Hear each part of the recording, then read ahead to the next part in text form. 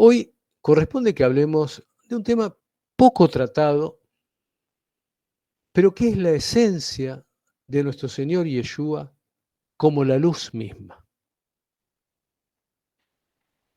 De hecho, en el capítulo 8 del Evangelio de Juan, versículo 12, que para muchos de nosotros en realidad es el Evangelio de Lázaro, sé que quien está escuchando por primera vez esto puede sorprenderse. Tenemos estudios donde hemos explicado esto. El llamado Evangelio de Juan en realidad fue escrito por un sacerdote, un Cohen, y por distintos elementos que aparecen en la propia escritura, en el propio Evangelio, llamado de Juan, el Cohen que lo escribió fue precisamente el amigo del Señor, que es Lazar, o Lázaro, traducido al castellano. Pero, por una cuestión de nomenclatura, por una cuestión de que todo el mundo lo tiene así en sus Biblias, vamos a, en todas las citas que voy a decir el Evangelio de Juan. Pero quiero declarar esto desde el primer momento, porque no es esto una idea de Ricardo ni del grupo de congregaciones nazarenas. Realmente esto es algo que en teología se sabe, si bien hay algunos que apoyan la idea de que ha sido Juan el que redactó el Evangelio, pero realmente la mayoría de los teólogos son coincidentes en que no fue Juan. Esto es un error de uno de los comentaristas de uno de los primeros llamados padres de la Iglesia. Y la mayoría de los comentaristas también actuales coinciden en que fue Lázaro.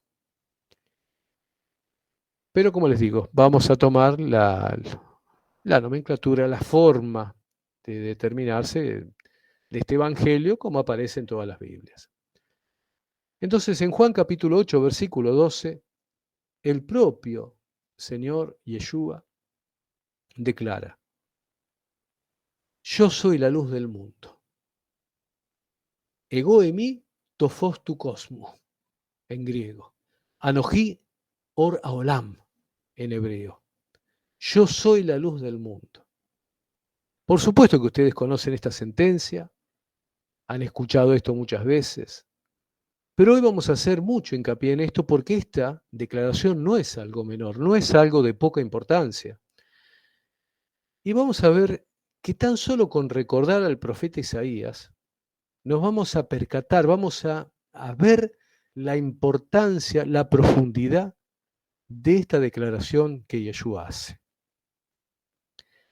Para quien esté tomando nota, lo invito a ir a Isaías capítulo 59, los versículos finales, 20, 21, y el primer versículo del capítulo 60.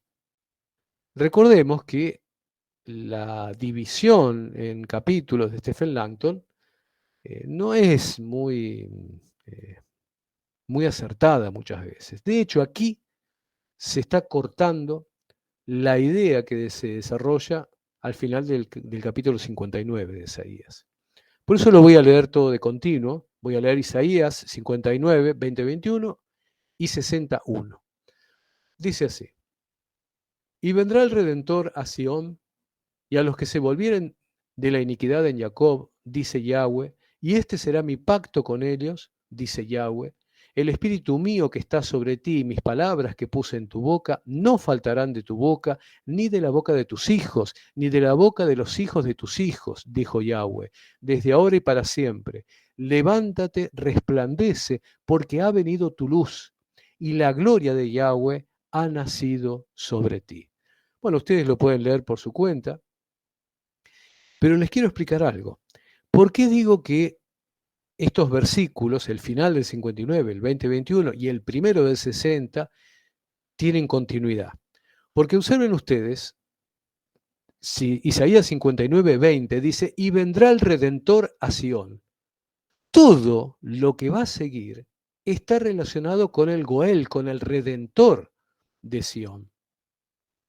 Y nosotros sabemos quién es el Redentor de Sión, quién es el Goel, aquel que vino a redimir a Sión. Obviamente que es nuestro Señor Yeshua, Jesús, como es conocido en el cristianismo.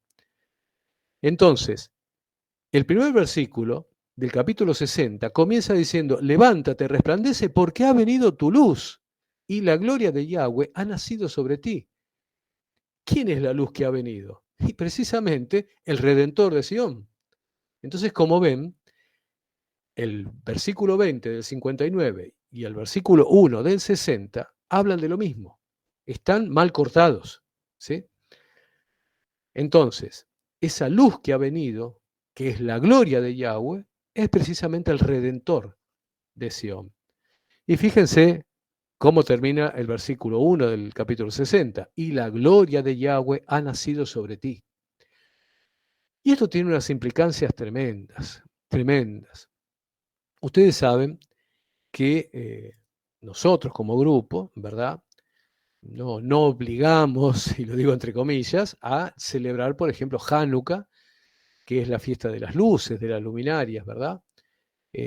Algunos dentro de nuestro grupo sí lo hacemos por pertenecer a la casa de Judá. Para nosotros es un mandamiento nacional celebrar Hanukkah y hay hermanos líderes que obviamente lo celebran, ¿sí? Los líderes de nuestro grupo lo celebran Hanukkah. ¿Y cuál es la importancia de Hanukkah? Que en Hanukkah se ha entendido que llegaba la luz al mundo. Y cuando nosotros pensamos que nuestro Señor Yeshua nació para el tiempo de Sukkot, lo cual acontece más o menos siempre en septiembre, para poner una fecha con el calendario Goy gentil, con el calendario romano, Sukkot más o menos acontece para esa fecha, para septiembre. Septiembre en el calendario romano, ¿qué es? El mes 9, ¿sí? Hay una cantidad de meses que se corresponden con lo que es un embarazo. ¿Cuánto tarda un niño en nacer? Promedio 9 meses o 10 meses hebreos, ¿sí? Ustedes saben que el conteo hebreo es de 28 días. Generalmente, uno usando el conteo gentil, el conteo cristiano, el conteo goy, digamos, uno toma como 9 meses. Cuando uno piensa que nuestro Señor Yeshua nació más o menos para la época de septiembre-octubre, y uno resta el tiempo, ¿sí?, de embarazo normal, se da cuenta que Yeshua es concebido sobrenaturalmente para la época de Hanukkah, cuando se produce la llamada fiesta de las luminarias. Aparece también como fiesta de la dedicación en el Evangelio de Juan. Pero el nombre con el cual la conocemos en hebreo, que es Hanukkah, precisamente viene de la Hanukkah, la de Hanukkah, es fiesta de las luminarias. ¿Por qué las luminarias? Porque se entiende que viene la luz al mundo. Y no es casual, repito, que haya sido concebido nuestro Señor Yeshua sobrenaturalmente en el vientre de María, precisamente para la época de Hanukkah, que es cuando viene la luz al mundo. Entonces, relacionando todo esto, observen ustedes que Isaías 59:20 nos dice, y vendrá el Redentor a Sión. Isaías 61 dice, la gloria de Yahweh ha nacido sobre ti. Y dice, porque ha venido tu luz.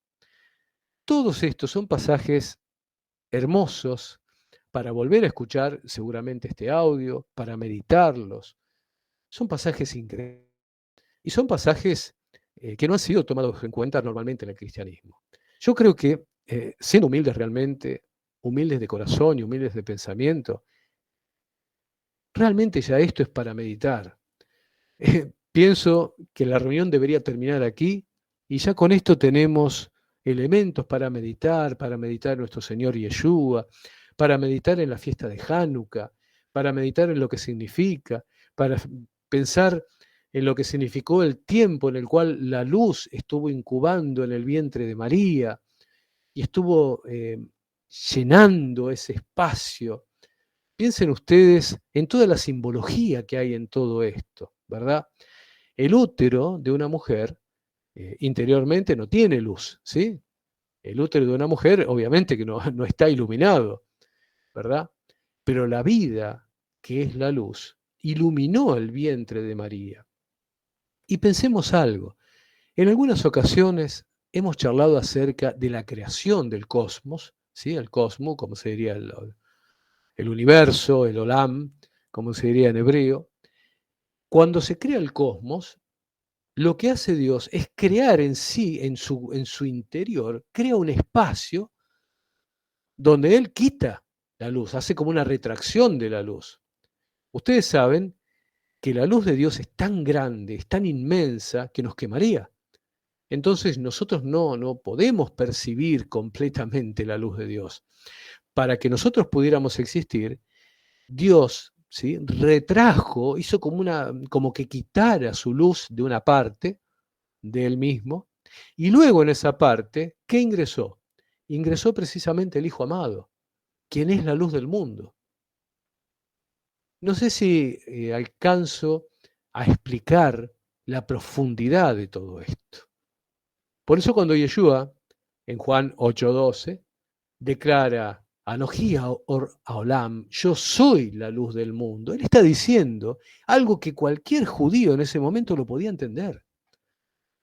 ¿Por qué? Porque cualquier judío de ese momento había recibido, aun cuando fuera iletrado, cuando no hubiera leído por su cuenta, había aprendido en la Bet Knesset, en la sinagoga, cómo Dios había creado las cosas. Y había aprendido que esto precisamente que yo les estoy enseñando ahora, que estoy compartiendo ahora, aprendemos esto. Aprendemos que Dios hizo una especie de hueco en sí mismo, retrajo la luz para poder crear al hombre. Y es precisamente en esa especie de hueco, para llamarlo de una forma, donde ingresa el Hijo amado, que es precisamente ¿qué cosa? La luz del mundo. Cuando Yeshua declara, Ani Or Haolam, yo soy la luz del mundo, quienes lo escucharon entendieron la profundidad de lo que él estaba diciendo, aun cuando sean palabras tan sencillas. Entonces, de estos versículos que yo acabo de leer de Isaías, se desprenden tres cosas: que vendría el Redentor de Sion, que ha venido ya la luz y que la gloria de Yahweh ha venido sobre todos nosotros, sobre este mundo. O sea, sencillamente, el Redentor de Israel, el Goel, es precisamente la luz de Yahweh que vino a nosotros. Ahora, ¿dónde se percibe la presencia de la luz? Percibimos la presencia de la luz precisamente cuando disipa la oscuridad. Piensa en esto. Parece una especie de contradicción, pero sin embargo, percibimos que hay luz cuando estamos en oscuridad. Y este es un principio que nos enseña Yahweh desde la creación misma. Por eso es que nosotros contamos el inicio de los días cuando comienza la noche. Fíjense qué cosa increíble la relación que hay aquí. Yahweh desde Génesis 1 nos enseña a contar los días comenzando por la oscuridad. Fíjense qué cosa increíble, ¿verdad? Cuando comienza la noche y fue la tarde y la mañana un día. Comenzamos por esa oscuridad. ¿Por qué? Porque esa oscuridad es la que nos va a permitir percibir la presencia de la luz. De hecho, es por eso que se ha permitido la presencia de la oscuridad. Y es por eso que Juan, capítulo 1, versículo 1, nos enseña algo importantísimo. La luz en las tinieblas resplandece. Observen ustedes que aquí tenemos una especie de contraposición entre la luz y las tinieblas, entre Or y Joshech, entre luz y tinieblas. Ahora, puesto que la luz en las tinieblas resplandece, Nervatá, ¿en qué se manifiestan las tinieblas? Bueno, las Escrituras nos dan muchos ejemplos de cómo se manifiestan las tinieblas. Hoy les voy a enseñar algo y les voy a dar una nueva interpretación para muchos acerca de algo que han leído en las Escrituras, pero que tengo que decir que desgraciadamente no encontré un comentario en internet, quizás he sido yo el equivocado, al buscarlo, pero no encontré un comentario cristiano acertado acerca de esto. Realmente han errado la puntería con esto. ¿Y a qué me refiero? Algo que aparece en Mateo capítulo 6, versículo 23. Algo que en la casa de Judá llamamos el ojo maligno.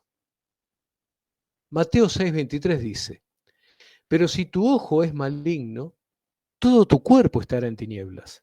Así que, si la luz que en ti hay es tinieblas, ¿cuántas no serán las tinieblas mismas?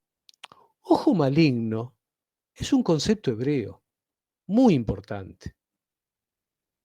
Es lo que llamamos Ain Ara. ¿Sí? Por favor, no me juzguen por la pronunciación, porque, como digo siempre, lo hago para que se pueda entender. ¿Sí? No digo Ain Ara, que nadie entendió lo que acabo de decir. Dije Ain Ara para que se entienda con sencillez, ¿sí? Cómo suena. Si alguien lo quiere en correcto hebreo, es En Hara. Pero para que se entienda, ojo maligno en hebreo es Ain Ara. Lo digo como si lo estuviera leyendo. Es más, incluso de esto, de esta idea del Ain Ara, del ojo maligno, surge algo que todos conocen, el llamado mal de ojo. Pero vuelvo a la observación, en general se interpreta de una forma diferente como lo entendemos en la cultura hebrea. Porque incluso leí que interpretan al ojo maligno como el hecho de andar mirando cosas impropias. He visto eso, que hay gente que dice que el ojo maligno es mirar cosas que no hay que mirar, como por ejemplo mirar pornografía, ¿sí? Que conduce, bueno, obviamente sabemos al adulterio. Bueno, esto no es así. Hay una interpretación, como les digo, equivocada del ojo maligno. Y el problema es que sin un conocimiento del contexto cultural en el que una frase se inserta, es imposible entender lo que se quiso expresar. ¿Qué es este contexto cultural del que hablo? Es el entorno donde se dice una frase, ¿sí? Las personas deciden lo que hacen y piensan en la vida a partir de qué? A partir de sus valores, de sus costumbres, de sus tradiciones, del lenguaje, de la forma de comunicarse. De hecho, hay códigos de conducta, hay convenciones sociales. Miren, permítame dar un ejemplo. Imaginen que ustedes están leyendo una revista o un libro y en una parte de este libro dice, cuando el hombre se encontró con su antiguo vecino, cerró su puño y su mano fue hacia el pecho. Bueno, si yo traigo solamente esas palabras, en Occidente, cualquiera pensaría que el primer hombre se preparó para pelear, ¿verdad? Y se inició la pelea con algún ademán hacia el pecho. Repito, imagínense que ustedes leen, cuando el hombre se encontró con su antiguo vecino, cerró su puño y su mano fue hacia el pecho. Sin embargo, esto que yo les describí recién nos habla de un tipo de saludo. En la China antigua, cuando dos personas que tenían la misma jerarquía social se encontraban, se saludaban mediante un saludo llamado Gongshu. ¿Sí? Quienes practican artes marciales o han practicado saben a qué me refiero. Este tipo de saludo consiste en juntar las manos en el pecho, la mano derecha se cierra y la mano izquierda la cubre y se hace una pequeña inclinación. ¿Sí? Esto lo enseñaba Confucio, algo que se llama las reglas de cortesía, las reglas Li de cortesía. Entonces Confucio enseñó, no sé si todos tienen presente que era Confucio, fue una especie de filósofo sabio, ¿sí? de Oriente. No creó una religión, sino que en realidad era una especie de filósofo. Y él, entre las enseñanzas que da las enseñanzas de las reglas de cortesía. Bueno, y explica el saludo Gongshu, que es esto precisamente. Uno cierra el puño, ¿sí? El puño derecho, y la mano izquierda abierta y se las acerca al pecho. Y es una forma de saludar. Tiene raíces religiosas esto, porque no las voy a decir ahora, no es el caso. Pero el tema es que, imagínense que ustedes leyeran lo que yo les dije recién sin conocer esto. Lo que inventé, cuando el hombre se encontró con su antiguo vecino, cerró su puño y su mano fue hacia el pecho. Claro, cualquiera diría que se están preparando para pelear. No, estas personas se están saludando. Ahora, Si yo no sé el contexto cultural en el cual se desarrolla algo, y no voy a saber de qué estoy hablando. ¿Qué es lo que podría hacer en todo caso? Y terminar inventando, ¿verdad? Si no conozco de la cultura china, la sinología, si no leo libros sobre esto o lo he aprendido, y termino inventando, ¿verdad? Y lo mismo que ocurre con China, ocurre con Medio Oriente y ocurre con cualquier país. Cuando se es serio, no se pueden inventar ideas. Y realmente es inconcebible cómo, y lo digo a veces con un poco de dolor, principalmente desde el cristianismo, pastores y predicadores inventan argumentos, inventan doctrina a partir de lo que se les ocurre en sus cabezas. Y esto, el tema del ojo maligno, es algo muy importante y tiene que ver con esto. Como les dije, cuando uno conoce la cultura la cultura hebrea, uno sabe a qué se refiere, ¿sí? Tener un enjara, un ojo maligno. Pero cuando no se sabe, se termina inventando cualquier cosa. Bueno, volvamos al texto de Mateo 6:23. Pero si tu ojo es maligno, todo tu cuerpo estará en tinieblas. Como dije, no se refiere a cualquier cosa, sino está diciendo, si tenés enjara, ojo maligno, todo tu cuerpo va a estar en tinieblas. ¿Qué es el ojo maligno? El ojo maligno es algo que surge por ver con envidia las posesiones de otras personas.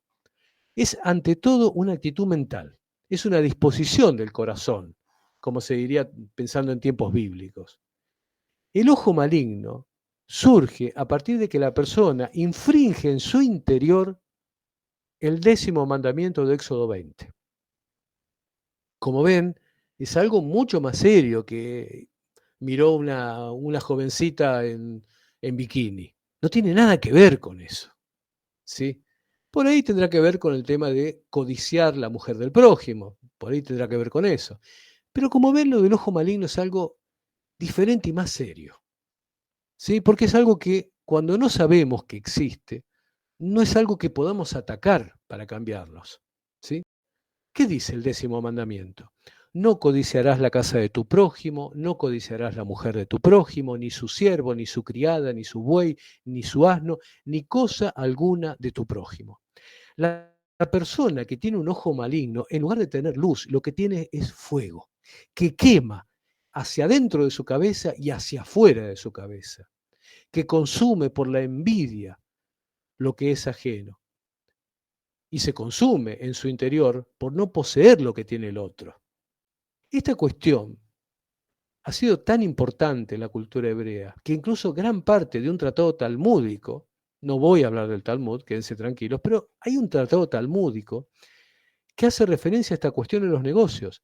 Prácticamente, si yo mal no recuerdo, sí, no quiero dar cifras quizás equivocadas, pero en más de la mitad de ese tratado del Talmud, en el Baba Metzia, se habla del ojo maligno, obviamente vinculado a los negocios, ¿sí? Por eso es tan importante. Por eso es tan importante que se enseña, como les digo, en la cultura hebrea a no tener una enjarada, a no tener un ojo maligno eh, en ningún área de la vida y mucho menos en los negocios, ¿sí? Por eso es tan importante esto de no codiciarás la casa de tu prójimo, lo tahmod beit ereja, no codiciarás la mujer de tu prójimo, lo tahmod eshet ereja, ni su siervo, ni su criada, beabdó, baamató, ni su buey, ni su asno, belloró, bajamoró, ni cosa alguna de tu prójimo, mejor ayer le ereja. Es muy importante para nosotros esto. Obviamente, es uno de los mandamientos. Como puede verse, la cuestión del ojo maligno a la cual se refiere Yeshua es algo más profundo que lo que normalmente se ha dicho. Ahora, ¿qué es esto que dice el Señor de todo tu cuerpo estará en tinieblas? O también se puede traducir como todo tu cuerpo estará en oscuridad, será oscuridad. Kolbufja yeye hoshech. La referencia es a que una persona que tiene esta mala predisposición, todo lo que hace le va a salir mal.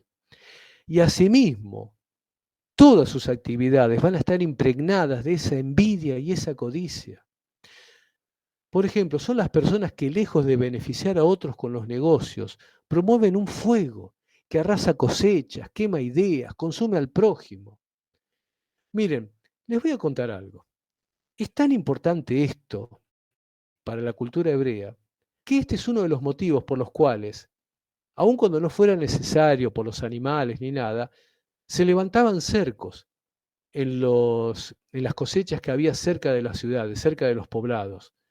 Porque podía ocurrir que alguien que saliera de un poblado, saliera de una ciudad o que viviera en una situación de apremio, por ahí cerca en un costado de una ciudad, viera la prosperidad en un campo ajeno y tuviera enjará, y tuviera ojo maligno. Entonces, por ejemplo, les dije, no voy a hablar del Talmud, pero por ejemplo el Talmud recomienda hacer un cerco alto para no provocar precisamente el ojo malo en aquellas personas que no pueden acceder a esa riqueza. ¿Sí? Ahora, observen algo más que nos trae este versículo. Dice, así que si la luz que en ti hay es tinieblas. Ahora, si lo pensamos, ¿cómo es posible que la luz de una persona sea tinieblas? Yo no sé si habían tenido tiempo de meditar en este versículo, ¿verdad? De este versículo que nos regala el Señor. Pero fíjense, Él dice, si la luz que en ti hay es tinieblas. Nuevamente me pregunto, ¿cómo es posible que la luz de una persona sea tinieblas? Lo que ocurre es que en realidad no se trata de luz. Es una incorrecta percepción que esa persona tiene de sí mismo y de sus actos. Él cree que es luz, pero en realidad sus actos son de tinieblas. Lo que dice, lo que enseña, lo que sus palabras sueltan al aire. Cuando una persona se encuentra prisionera de la codicia, no busca el bien ajeno, no busca el progreso ajeno, sino quemar cada cosa que sus ojos ven. Es como lo que les decía recién. La persona envidiosa mira tu cosecha y la quema con los ojos. La persona así cree que está en lo correcto, pero como no ha filtrado sus pensamientos, sus deseos a través de Yeshua, y como no ha realizado ese ejercicio, entonces hace cosas que si las analizase a la luz del Evangelio, reconocería que están mal, pero siente que no le queda otra forma de hacerla, porque siempre la hizo así. Miren, por ejemplo, hay personas que se han dedicado al comercio mintiendo y engañando la mayor parte de su vida y no ven una forma diferente de hacer las cosas. Y lo dice alguien que con 57 años de vida, más de 30 lo dedicó al comercio. Realmente a veces resultaba abrumador ver cómo gente estaba acostumbrada a mentir, acostumbrada a engañar al cliente, por ejemplo. Y resulta abrumador. Entonces, claro, llega alguien y les dice que las cosas deben hacerse de otra manera, su respuesta normal, ¿cuál es? Hey, toda la vida trabajé así, no hay otra forma de hacer las cosas.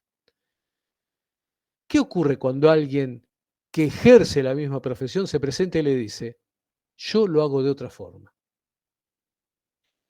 La supuesta luz que esa persona que tiene en Jara, que esa persona que está con un ojo maligno, la supuesta luz que tiene en su corazón, en realidad son tinieblas. Bueno, recuerden cómo comencé esto, diciendo, ¿dónde se percibe la presencia de la luz?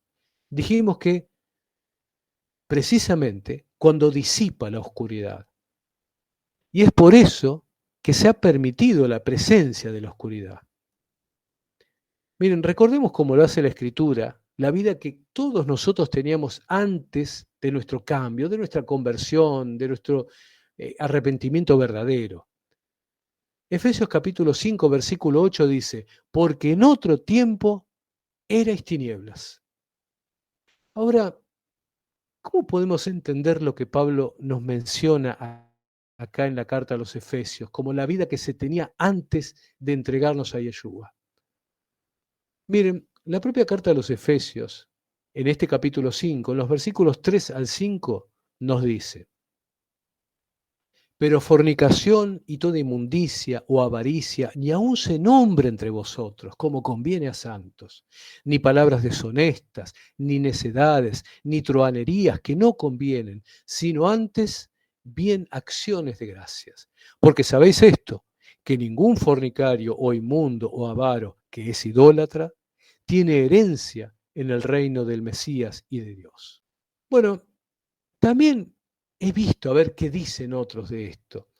Cuando se busca el análisis de estos pasajes, se apunta principalmente a un aspecto literal, a un aspecto inmediato de la escritura. Generalmente se apunta a la cuestión de la inmoralidad sexual, a la promiscuidad, al lenguaje vulgar. Esto, por supuesto, no está mal que se destaque, ¿sí? Porque las personas que no conocen al Mesías, que no conocen a Cristo, en general tienen un comportamiento así. O sea, manejan sus vidas de esa manera. Sin embargo, todas las personas no son así. Pensemos esto. ¿Qué ocurre con una persona que se abstiene de toda fornicación? Que además es higiénica en sus actos, en sus relaciones, que comparte la riqueza con el prójimo, una persona que no emite las llamadas malas palabras, una persona que no es necia, que acepta los sanos consejos, que no comete fraudes financieros, que no es un truán, que incluso aporta bienes a obra de caridad, es más, hasta de congregaciones religiosas. ¿Diríamos que esa persona se encuentra en luz? ¿Diríamos que no está en tinieblas?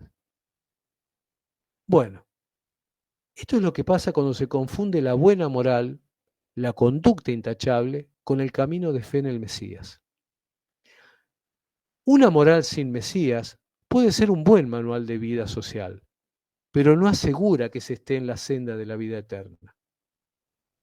Entonces, Pablo, sabiendo esto, que las conductas morales no garantizan nada, está claro que los pasajes de Efesios, obviamente sin dejar de hacer mención al buen comportamiento, están apuntando a algo más.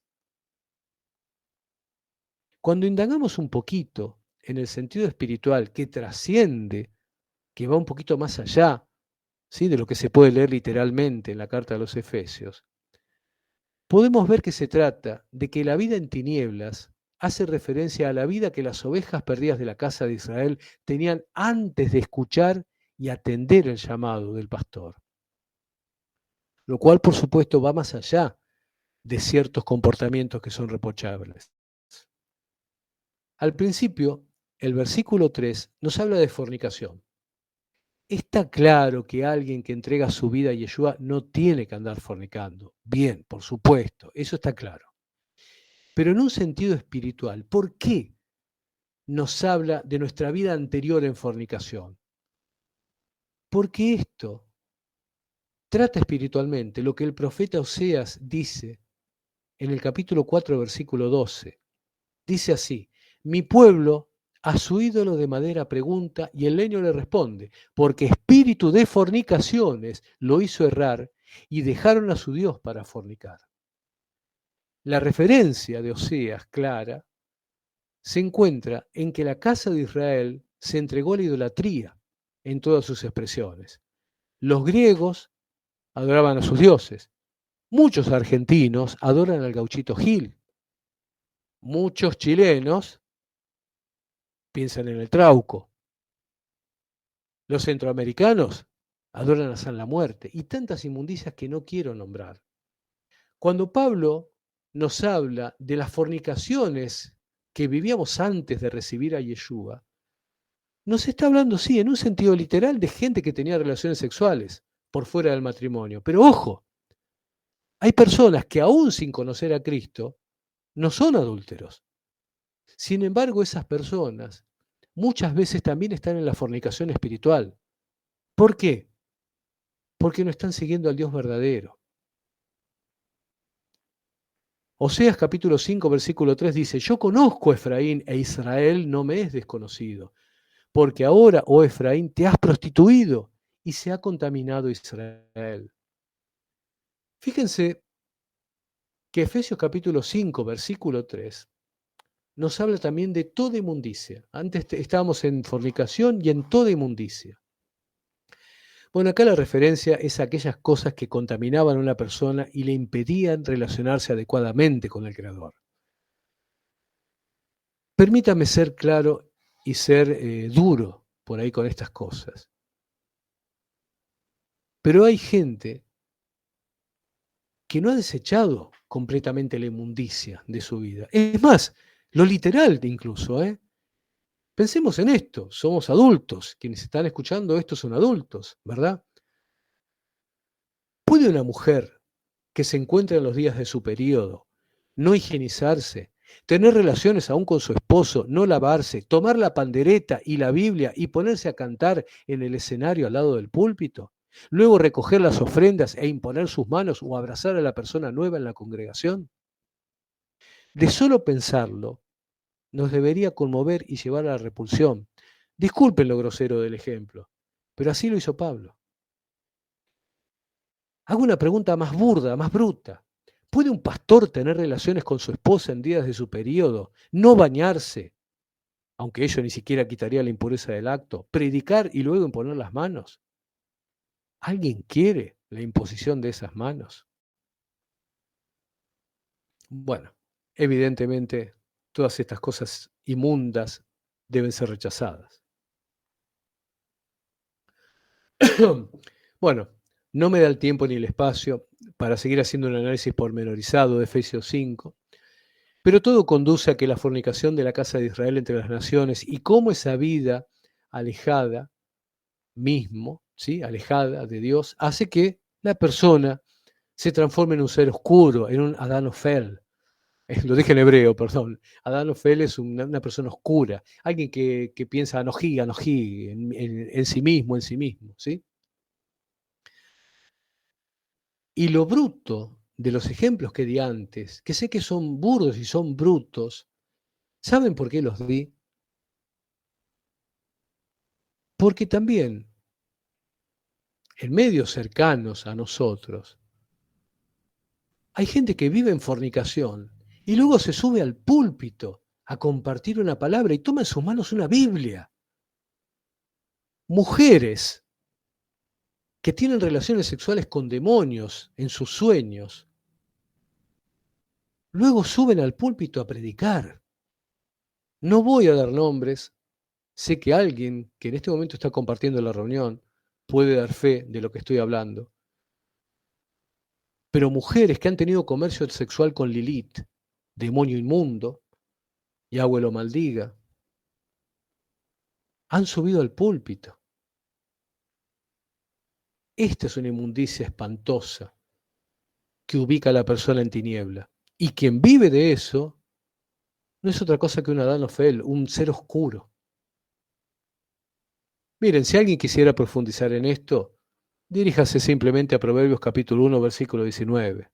¿Sí? O Proverbios capítulo 4, versículo 19. El camino de los impíos es como la oscuridad. O sea, el camino de los malvados es la oscuridad misma. Si alguien quiere entender qué es este camino de los malvados, recuerde lo que hizo Jeroboam. Acuérdense, Jeroboam hizo idolatría, ¿verdad? ¿Se acuerdan que las personas continuaban yendo a adorar a Jerusalén? Y él hizo el reemplazo en Betel y Dan, colocó becerros de oro, instituyó una línea sacerdotal distinta a la tribu de Leví y cambió las santas convocaciones, especialmente Sukkot, ¿sí? La pasó del mes séptimo al octavo. Todas estas desviaciones, por ejemplo, es el camino de los malvados, el camino de alguien que está en tinieblas. Poniendo un poco en limpio las cosas, recuerden que comencé citando el versículo de Juan capítulo 1, versículo 5. La luz en las tinieblas resplandece. Y ahí destaqué que se establecía una especie de contraposición entre las tinieblas y la luz. Y recuerden que hablé de la cita de Mateo 6:23 y Efesios 5:8. Tomemos un poco más de tiempo para la escritura, profundicemos un poco más, avancemos en el Evangelio de Juan. Juan capítulo 1, versículo 9. Aquella luz verdadera que alumbra a todo hombre venía a este mundo. La luz verdadera, allá, ahora, mití, es la bendición de Dios que trae la felicidad a los seres humanos, la dicha para todos. La bendición de Dios al mundo Es la misma presencia del Dios bendito del cual, por ejemplo, nos habla la primera carta a Timoteo. Timoteo capítulo 1, versículo 11. Ahí se nos habla del Macarios Theos, el Elohim Mosher, la bendición de Dios, ¿sí? Y al haber venido Yeshua al mundo, es el mismo Dios bendito, el Elohim Mosher, la bendición de Dios viniendo al mundo. Miren, les voy a contar algo más. Acá hay un misterio muy hermoso para conocer. El Padre Nuestro nos indica decir, santificado sea tu nombre, ¿verdad? Bueno, una de las maneras de cumplir con este mandato es proclamar Kadosh, Kadosh, Kadosh, santo, santo, santo es su nombre. Pero en un sentido espiritual, que no he visto que se nombre antes, se puede relacionar con Ezequiel capítulo 36, versículo 23. En ese texto dice, y santificaré mi grande nombre, ¿sí? Recuerden que estoy hablando de cómo cumplir con el mandato de santificado sea tu nombre. Ezequiel 36, 23 dice, y santificaré mi grande nombre, profanado entre las naciones, el cual profanasteis vosotros en medio de ellas, y sabrán las naciones que aní Yahweh, que yo soy Yahweh, dice Yahweh el Señor, cuando sea santificado en vosotros delante de sus ojos. Cuando yo sea santificado en vosotros a sus ojos. Miren, el contexto de este versículo es cuando Dios está hablando sobre cómo restaurará a Israel y cómo al hacerlo va a santificar su propio nombre ante las naciones. O sea, cuando aceptamos a Yeshua como Salvador, cuando nos enrolamos en esta milicia del Evangelio y comenzamos a guardar su testimonio y mandamientos, entonces los santificamos entre las naciones. Y de esa forma también estamos contribuyendo a la bendición de Dios entre las naciones. Piensen nuevamente en Juan 1.9. Aquella luz verdadera, que alumbra a todo hombre, venía a este mundo.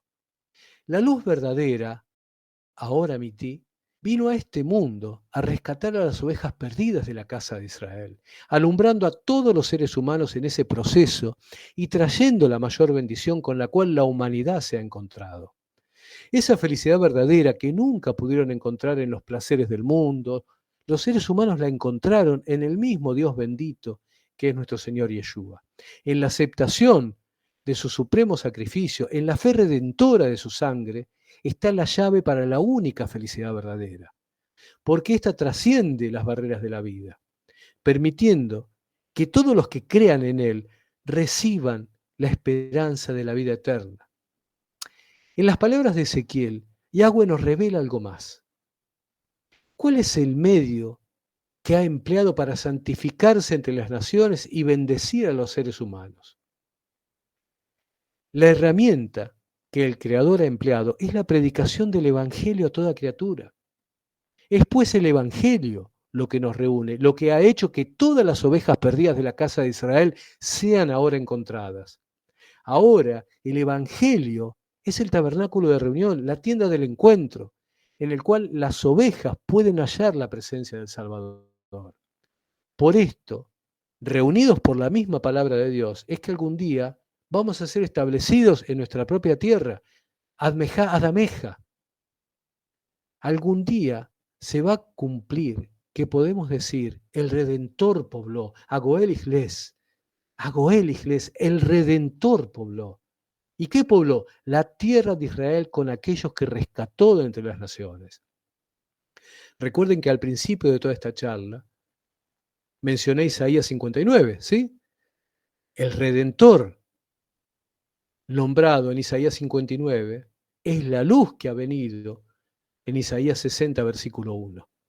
Entonces el Redentor será quien pueble la tierra de Israel con aquellos que rescató de entre las naciones. Y aquí tenemos a la luz verdadera como este Redentor de la casa de Israel, rescatando a través de ¿qué? De la predicación de su buena nueva a sus ovejas y volviendo a poblar su tierra.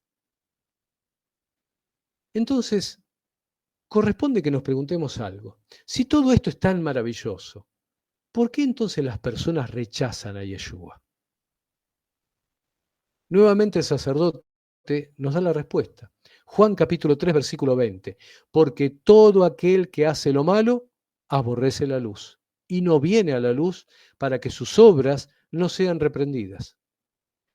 Miren, aquí se nos presenta una diferencia trascendente. Imaginemos que existen dos mundos. Uno de plena oscuridad, palpable, como la que existió en Egipto durante las plagas.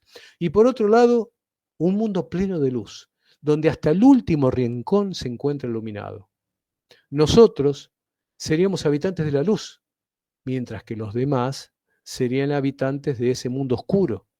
Nosotros, como hijos de Abraham, Isaac y Jacob, habitaríamos esa tierra que nuestros padres tomaron por mandato de Dios para su descendencia. Hoy, espiritualmente, ese mundo existe, aunque no seamos conscientes totalmente de su existencia.